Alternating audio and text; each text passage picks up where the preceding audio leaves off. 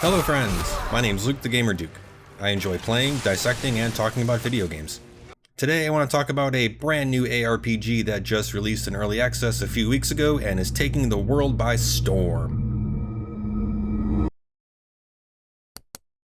And that is Path of Exile 2. And man, opinions and feedback are all over the place.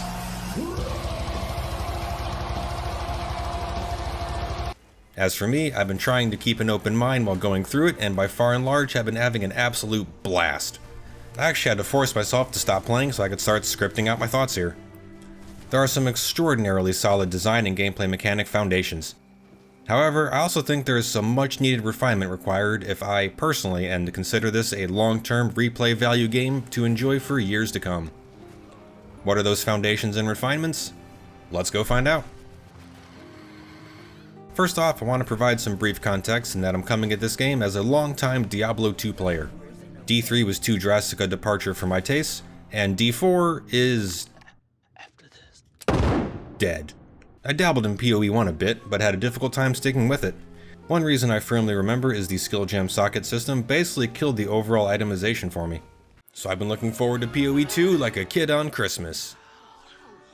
Also keep in mind these are indeed my first impressions. I've taken 4 characters through Act 1 over the first weekend, and upon patch 01, I restarted a monk and took him pretty deep into Act 3 over the second weekend, putting in about 70 hours thus far. I have not reached endgame yet, but I've heard there's some tweaks that need to be made. I've also heard that those tweaks have been fixed. Grinding Gear has incredibly already responded to feedback and released a pair of patches addressing several concerns. But there is still tons to discuss, so let's get into it. First off, the good. And immediately I am yanked into the overall world building and theme of set and setting. Everything, everywhere, looks absolutely astounding. And for early access. I'm constantly amazed at how all the visual elements come together. The lighting, textures, effects and ambient particles, model quality, and dynamic shadows plunge me into an actual living, breathing, fully thought out world. I am overwhelmed with immersion just on the visuals alone.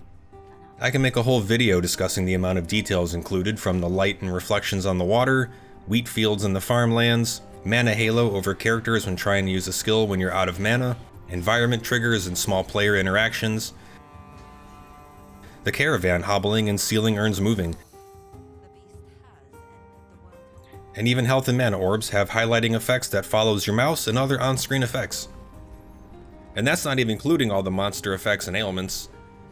As a matter of fact, the first, and I think only visual impairment I've seen so far, is on the Act 2 caravan, where the inside wheel tracks are offset from the wheel and the seam is a bit visible.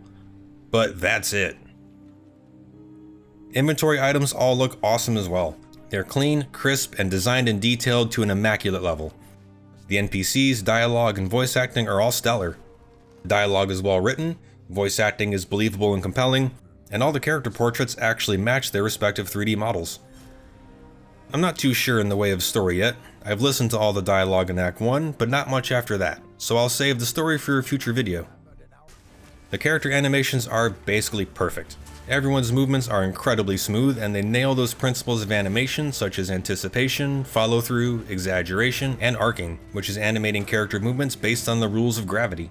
The monk and warrior attacks feel awesome to use. There's a strong feeling of weight and power behind every attack, and it's always satisfying smashing mobs of enemies apart. The visual effects are absolutely amazing. The sorceress was great to use and filled my brain with such vibrant dopamine. Finding a mob with a monk, gathering a few charges, and dropping a rolling thunder with lightning ground tendrils never gets old. This goes in tandem with the overall sound design, which is completely on point. The only thing that really stood out to me was the mercenaries' grenades sounded maybe a little weak, like they needed some more bass or a deeper sound. But I mean, that's a hell of a nitpick. The scoring is tense and foreboding, and I actually noticed the scoring in several areas throughout all acts, matching the theme of that area, which deepens the sense of immersion. Enemy and creature design is flat out fantastic. Several monsters and enemies took me back with how creatively disgusting they look. I like the act maps as well, how they're condensed into smaller regions rather than a massive world map. That's for endgame, I suppose. The map icons are nice as well, showing where treasure or area bosses are located and what areas for you to return to for grinding. I think the overall combat mechanics are absolutely S tier. This is, by a country mile, the most engaging ARPG I have ever played. Sometimes also the most aggressive, and trust me, we'll get to that. But overall, enemy mechanics are super fun to figure out, work around, then utterly destroy with your own character's combat mechanics, which range from flipping and flying all over with the monk, rolling and smashing with the warrior, firing off and exploding enemies with the mercenary, or reeling in mobs to rain lightning hellfire on them with the sorceress. Personally, I was not expecting the gameplay to essentially play as an overhead Elden Ring, but for the most part I've been adapting and overcoming just fine. I'm finding myself very much enjoying the more slowed down, challenging, methodical, telegraphed battles.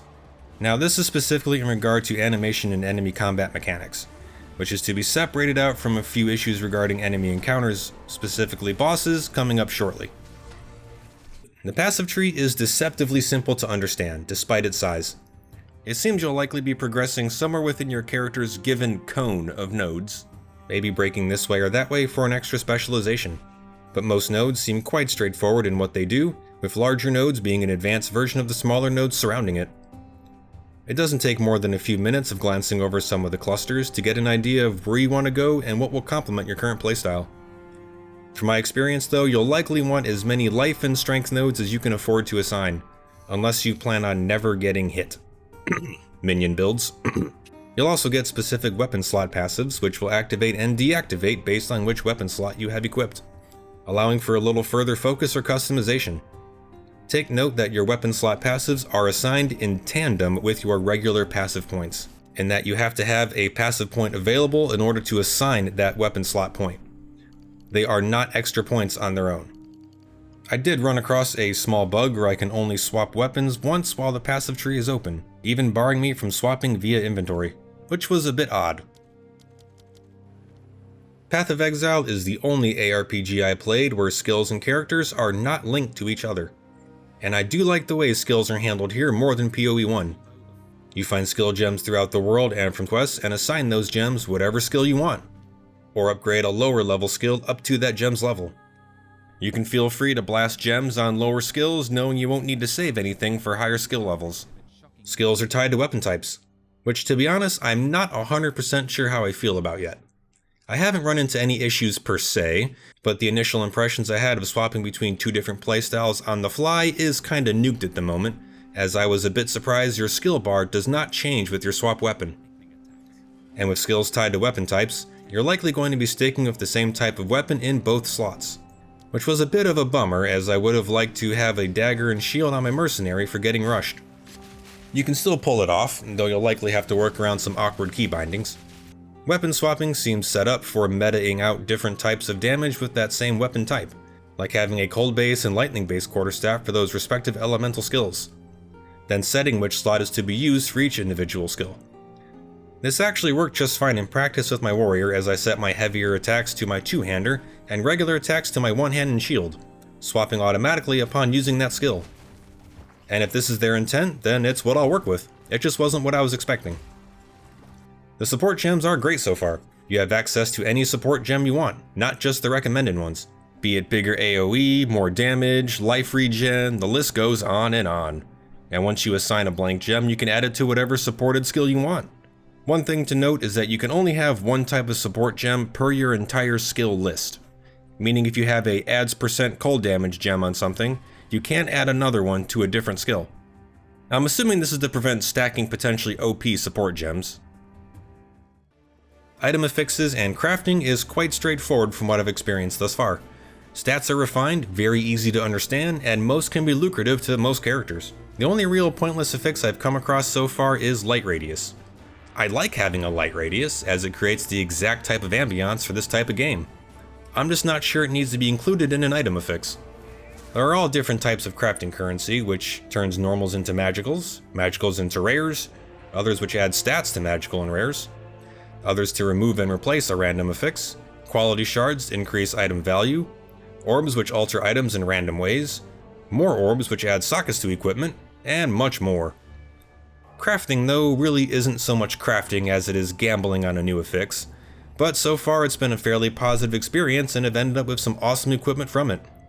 There is a bit of a scarcity issue with orbs and items, which I'll discuss shortly here. I've done the first Ascendancy trial, which was an interesting concept, but the execution kinda went from to pretty quickly. You start the trial with a full honor meter, applying charm buffs which are consumed upon completion, but remain upon failure. You have to get through various challenges without being hit. The more you're hit, the more honor you lose. If you lose all your honor, you fail the trial. I've not done an Ascendancy since their latest patch, so I'll save my thoughts on those for a future video. But overall, there are some very solid foundations here. Grinding Gear has created a fully realized world, with some deep dialogue, fantastic lore, and great voice acting. The visual fidelity and detail on characters, assets, environment design, and animations are all absolutely on point.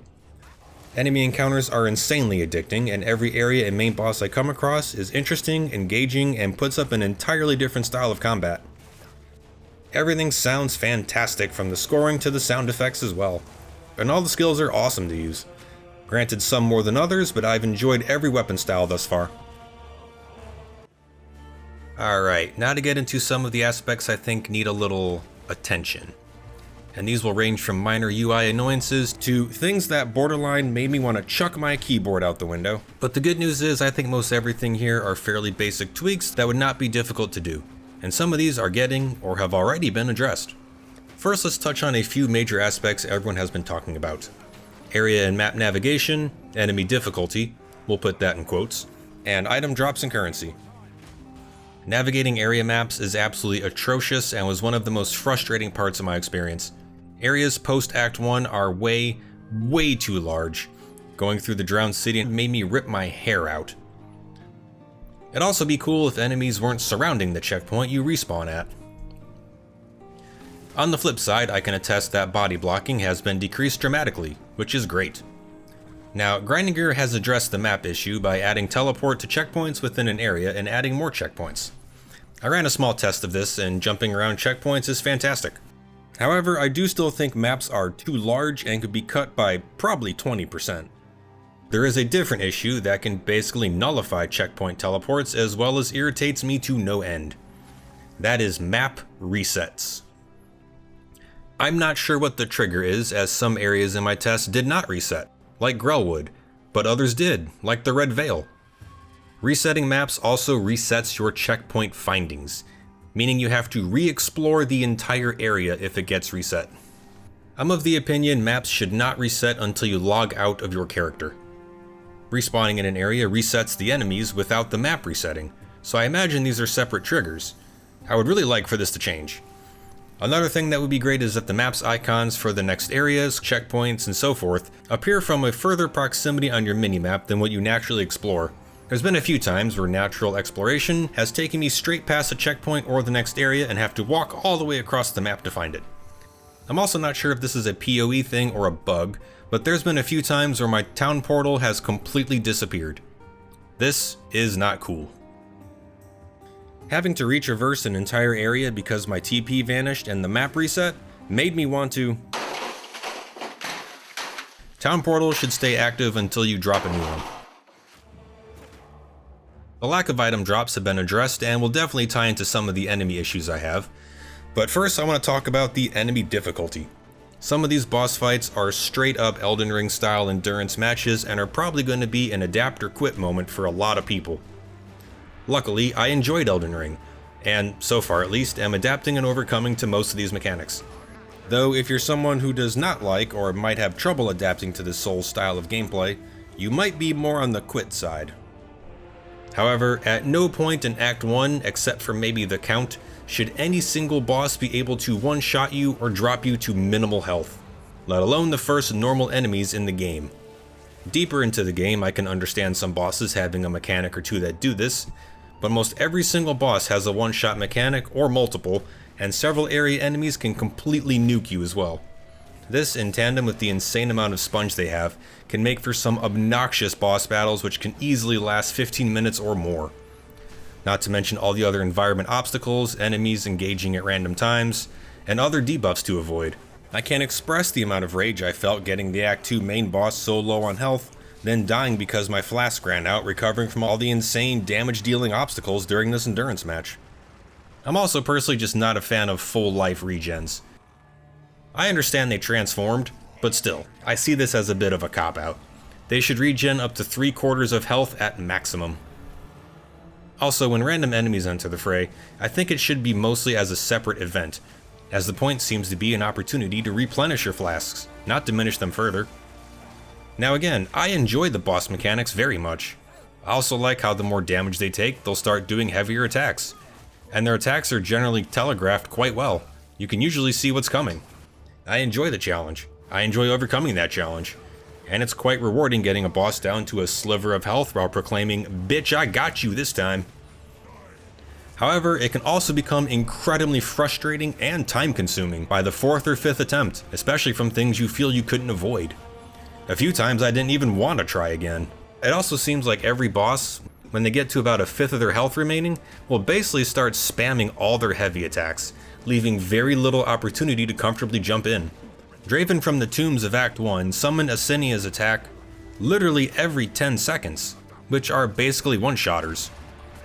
This is a bit reminiscent of my criticism of Last Epoch bosses, where the combo of prolonged battles and one-shots, or even multiple heavy damage attacks, makes some of the bosses more of a headache than an entertaining challenge. You essentially cannot be hit by anything other than basic melee attacks. Not so much the area bosses, but I think some of the more relentless main bosses might benefit some of the less mechanically aggressive players with either a slight health or damage cut. I would probably say a damage cut. I can work with endurance matches, but one-shots and blasting through health flasks by halfway in are just not fun times. There is another aspect which plays a heavy role in your progression, or lack thereof. Items. Specifically, weapons. The first weekend, my mercenary, sorceress, and monk got through Act 1 fairly well. I died a few times, but overcame and defeated the count with all 3. My warrior was the odd one out. The only difference was the warrior's items. The other 3 had some rares scattered throughout, but the warrior literally only found magicals, and by the time I reached the manor, I was getting absolutely destroyed. I couldn't even clear the first rooms without binging health. Rare items are essentially required out of the gate to progress in a way that doesn't include you bashing your head against a wall. When I restarted with an 0.1 monk, the very beginning of Act 1 was actually the most dangerous, as you likely won't have any rares. But after some solid items started dropping, I more or less blasted through the rest of Act 1, 2, and Act 3, aside from some boss fights. Specifically when finding good quarterstaves. This was reinforced when I returned to my Rags and Tags warrior to get through the manor. I grinded a few area bosses and found a tower shield and a ring, but still needed a weapon. So I gambled for some rares, and found a solid 1-hand and 2-hand mace.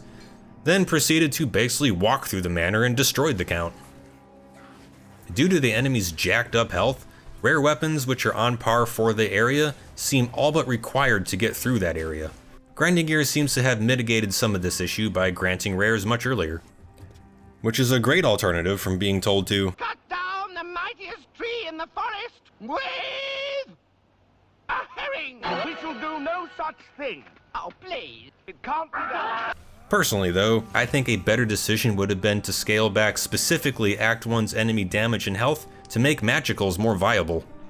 I've always gathered how items work is magicals have less but higher valued stats and affixes, and rares have more of but lower valued stats and affixes. Then uniques were a combination of both more and better. This magic staff I found in Act 3 had the highest elemental damage I've seen so far, making a very solid base. But if you're throwing rares at players in Act 1, how would someone who's newer or simply unfamiliar with the concept of bases know to even check for magical items? Act 1s, in my opinion, are supposed to represent an introduction to the game's mechanics in general, including characters, skills, enemies, item comparisons, and crafting. I would argue magical items act as intro items to get the player used to comparing and contrasting and swapping out gear. Maybe sprinkling in a rare or two by the end of Act 1. Here, you're given rares immediately since magicals have you firmly seated on the struggle bus from the very first area, making them completely undesirable, which I think is a mistake. Finding and winning mostly magical items along with enough currency to experiment with during Act 1, I think would have been a great way to ingrain into new players the basic concepts of PoE crafting, of keeping an eye out for basic equipment and not always rely on enemy drops. But if this is something you're unfamiliar with, you're unlikely to incorporate this at all. It's probably way too late to put that genie back in the bottle though. Removing rare drop rates at all, even in tandem with scaling back enemy health and damage, even in Act 1, would probably have everyone rioting. Personally, I think a riot or two might be worth scaling back enemies and rares in Act 1 specifically, to introduce newer players to the overall mechanics in a more digestible fashion. I do really think they should add a few crafting quests in Act 1 as well, to explain everything and help ease new players into using their currency in beneficial and efficient ways. Which brings me to a hitch in my crafting and item experience in general at the moment. A huge lack in Exalted Orbs. Exalted Orbs add a random affix to a rare item. They are quite vital, and there simply aren't enough Exalteds found to justify using them in an experimental way. Feeling the need to save the few I have to beast out a new staff or armor I haven't gotten yet is just not a good feeling.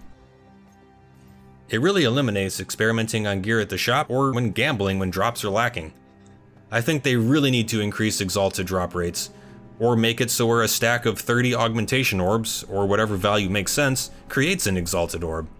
I honestly don't even mind the lack of agency in crafting. The affix and stat refinement is so good that most of the time you'll add something helpful. Now whether this hinders progression in endgame with min-maxing at higher levels, I'm unsure yet. But either way, I really like more Exalted orbs to experiment with on gear, especially since gear, specifically weapons, is so important for basic progression. Something else that seems to be making a huge difference in player experience is what character and skills you're using. Minion builds seem to be at a cakewalk, while warriors are clawing their way through Dante's Inferno. Personally, I am having a pretty great time with the monk, flipping and freezing and electrocuting everything I see. I very much enjoy the quarterstaff skills, and much more so than the mace skills. The early mace skills can be quite powerful, but are also quite slow, leaving you extremely vulnerable to several hits during your own attacks. And since enemies do so much damage, those couple hits can absolutely nuke you. I will say though, once I got some rares and started using Molten Blast, the going got a little better. The crossbow skills with the mercenary were pretty interesting. Skills are basically different ammo types. You change ammo types, then fire away with a single fire command, and grenades are fired independently. It was pretty awesome shotgun blasting and minigunning enemies down, changing from one ammo to the next as needed on the fly. The staff skills speak for themselves. Fire, lightning, ice. All wonderful to use, and several can interact with each other while in combat. Like Frost Nova can target where your ice blast currently is. All the skills feel awesome, sound awesome, look awesome, and are just a flat out good time. Even the slow ass warrior was engaging. Some skills though didn't seem to have much of, if any, stat or buffer increases with a skill gem level upgrade. I'm not sure why this is. I think it'd be great to have some incremental stat improvements to feel like you're justifying the requirements and level increase, and also to feel like you're actually improving your skill. But in going back to characters and mechanics, something that's a complete game changer for me is the ability to cast or fire while moving. It's a simple mechanic, but smooths out overall combat dramatically. And it really stands out when using the WASD, which is something I didn't think I would like. Bruh. Through Act 1, the Monk and Sorceress use mouse click, while Mercenary and Warrior use WASD. I also flipped the controls for Sorceress, Mercenary, and Warrior to compare, and I was absolutely staggered at the difference it makes with ranged characters. WASD on my Mercenary immediately reminded me of old school commando type gameplay, and man oh man does it function wonderfully. Blasting away at mobs rushing you while moving backward or sidestepping was a total lifesaver. Switching to mouse click was basically impossible to use on the same level. I was getting stuck, moving forward when I wanted to fire, getting rushed, having to constantly dodge spam. It was a mess, and I didn't even want to try to make it work. The Mercenary will definitely be a WASD character. The Sorceress worked through Act 1 via mouse click mostly fine, likely because staff skills cast faster and do more consistent damage than crossbows do.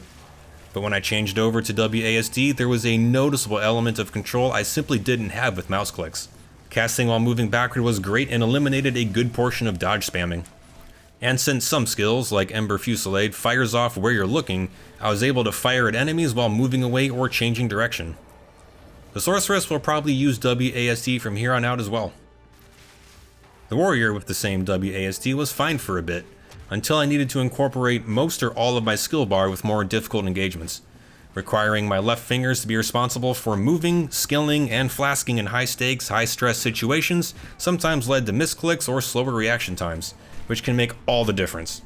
This also may be because my fingers are made of uncoordinated sausages, but that's neither here nor there. I will say it was convenient raising my shield while reversing, but I think I enjoyed the mouse click better for the warrior as I tend to be an aggressive melee player. My monk is zipping and zooming all over the place with mouse clicks. I didn't even try WASD with him. But if you're using a defensive or ranged character and getting rushed or find it difficult to take control of encounters in general, give the WASD a try. I know some might consider it complete blasphemy. I did too when I heard it was included, but after giving it a try and comparing, you might be surprised how natural it feels. I also think the player camera should be zoomed back just slightly, maybe even just 10%. I absolutely love looking at all the texture and detail around me, but I absolutely do not love how rushy enemies can be. Through most every area, enemies would already be on their way to attack me before I even saw them on screen. Then their buddies an entire screen over would see this and start following them to me as well. This made for overwhelming engagements very quickly. I'd like to play the way Grinding Gear wants me to, with slower, methodical combat picking off smaller groups of enemies, but I was constantly being rushed by groups who would then alert other groups.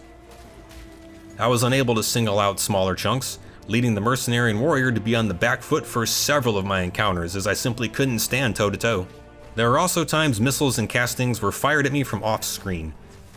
It wouldn't be too much of a problem if dying in a map wasn't so detrimental. This was especially true from the bottom of the screen, as the perspective leads to upper corners being a further physical distance from you than the bottom corners. The camera zooms back at this quest trigger, which I think is almost the perfect distance, maybe even zooming in a couple percentage points. I will grant that some of my backfootedness was likely from terrible items, but I still think a slightly larger field of view would lead to an overall better experience. And to top off my major issues before I run through some minor annoyances is something that probably bothers no one else in the entire world but always drives me crazy in ARPGs. The red outline on selected enemies. I despise these. With such awesome creature design, animations, and incredible texture detail, these outlines are such an eyesore. Not only that, but since red naturally attracts the eye, your mind subconsciously keys in on the red outlines instead of enemy details. I understand wanting an indication of what enemy is selected, but there's another ARPG I happen to play which I think does this in a much better way. Good old Diablo 2, where selected enemies and objects illuminate instead. In my mind, this is a superior method. As a secondary effect, it also highlights and puts focus on the enemy character model itself, accentuating all the creature designs. I'm honestly staggered why I have only seen this in Diablo 2. Torchlight was the closest I've seen in turning selected enemies' character shading red, but ever since D3 and even PoE1, red enemy outlines have been the standard and have driven me crazy ever since.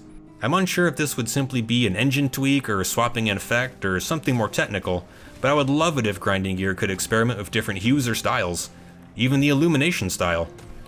Or maybe change it from red to an off-white, or the option to turn it off completely. Or put everything I just mentioned in there and let the player choose. But I really think the illumination would be the best method, as these creature designs are absolutely incredible and deserve a spotlight. And finally, there's a small handful of other oddities or irritations which don't require much elaboration, so I'll just blast through them here. I'd really like an Alt or Shift click for equipping items from my inventory. If you die in battle or to an area boss, while items are on the ground, those items will disappear forever. I understand enemies reset upon death, but I still do not like this. As I'm someone who enjoys traveling around with environment and item prompts turned off, I'd really like if dropped items could be a bit more noticeable with quicker blinks or more reflections. And dropped items should also always appear above all ground geometry. I'd also like the option to minimize on-screen quests, as they can take up a decent portion of the screen. I would also love a slightly bigger inventory. Nothing crazy, an extra 1x1 would be fantastic, but even one extra row on the bottom would be great to be able to stack 3s or 4 and 2s on top of each other, which I think would make inventory management easier and feel way less messy. Apparently, resistances naturally lessen the further you travel. I'm assuming this is based on area level, but not really sure. I wish there was some map or area indication that stated that A, this is even happening, and B, how this is calculated. Also, maybe I'm just slow and haven't seen it, but is there no poison resistance? If there's not, why is there no poison resistance? There are several enemies who completely drown you in poison. There should definitely be resistance for it. I also think there should be more tutorial and explanation quests in Act 1 to better acclimate new players to PoE systems. For example, I was many hours in when I discovered you have to manually assign your passive gem to activate it. Yeah, I'm smart. And finally, I'm hoping this is solely due to the fact we're in early access, being how slow it always runs, but I want cinematics with my story. Call me a stickler, call it picky, I don't care. I want awesome cinematic events to further accentuate my immersion and care about what I'm doing. Last Epoch pulled this, where their trailers were gorgeously rendered top-tier cinematics, but then their in-game story was driven by short and eventless motion graphics and boring narration. Granted, in PoE at least, everything story and NPC-wise is well done thus far. But I sincerely hope with product release we get several of the insanely well-rendered cinematics they showed us at their final content reveal. Overall, I've been having an awesome time, and like I mentioned, I actually had to stop myself from playing, otherwise I'd never get a video out. There's definitely a good bit of fine-tuning to be done, and I'm still iffy with some of the more relentless boss engagements, especially if you're lacking great gear. But this is seriously shaping up to be the true spiritual successor to Diablo 2. I am 100% looking forward to grinding Gears patches over the next several months and how Path of Exile 2 will be refined and evolve. This will be my last video for the year, as I'm off for some much needed PTO from my job and the YouTube grind. I want to thank all my viewers and all my subscribers for a great first year intro to YouTube. But when I return, I'll be hitting the books hard with more D2R content and most certainly PoE2. But feel free to share all your thoughts in the comments. Have you gotten the early access? What do you like and what would you like to see changed? Or are you waiting for the full release? Don't forget to hit that like button, as it really helps me reach new audiences. And remember to subscribe so you don't miss my thoughts on Endgame and more PoE2 and other ARPG gameplay analytics. Thank you so much for watching, have yourself a safe and happy Christmas, Kwanzaa, Hanukkah, and New Year's, and I'll see you in the next one. Adios.